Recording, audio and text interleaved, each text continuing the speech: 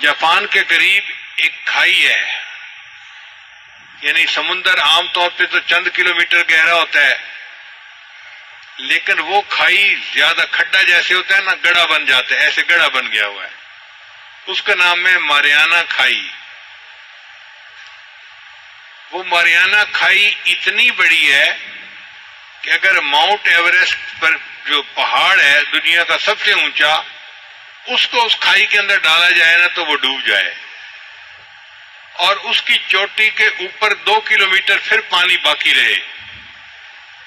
اتنی گہری کھائی کہ ماؤنٹ ایوریسٹ پہاڑ پورا کا پورا اس کھائی کے اندر ڈوب جائے گا، اور اس کی چوٹی کے اوپر بھی 2 کلومیٹر پانی رہے گا۔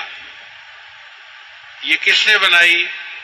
اللہ نے بنائی، جو قدرت والا ہے، جو جانتا ہے کہ اس کائنات کو چلانا کیسے ہے۔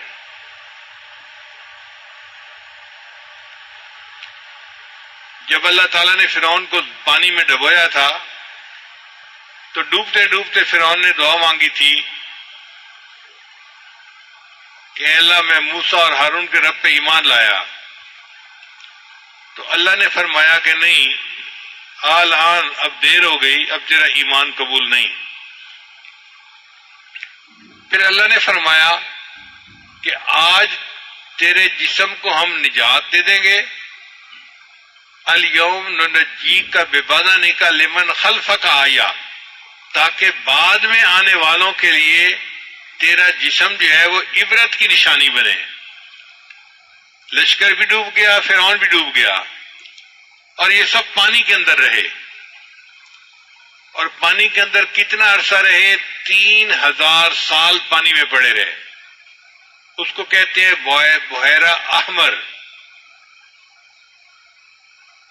3000 سال فرعون کی لاش پانی میں رہی۔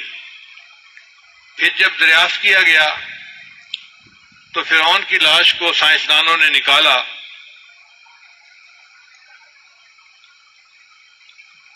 اور انہوں نے دیکھا کہ اس کی لاش بالکل ٹھیک ہے، کوئی اس کو کیمیکل نہیں لگا ہوا، کوئی اس کو محفوظ کرنے کے لیے چیز نہیں لگی ہوئی۔